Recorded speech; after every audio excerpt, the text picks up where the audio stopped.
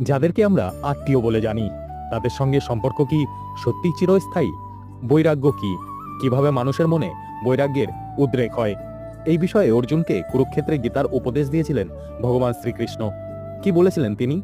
সেখানে তিনি অর্জুনকে বলেন, তুমি যদি নিজের মনকে নিয়ন্ত্রণ করতে চাও, তাহলে তোমাকে অভ্যাস ও বৈরাগ্য এই দুই তলোয়ার দিয়ে প্রহার করতে হবে। অর্জুন তখন কৃষ্ণকে জিজ্ঞেস করলেন, হে কেশব, এই যে তুমি বৈরাগ্যের কথা বলছো, এটা তখনই সম্ভব যখন প্রাণী তোমার এই কথাই বিশ্বাস করবে যে সমস্ত জগৎ বাস্তবে মিথ্যা এবং তোমার মায়ার প্রভাবে তার সত্য মনে হয়। এই পরম সত্যের জ্ঞানে বিশ্বাস হয়ে গেলেই বৈরাগ্য সম্ভব।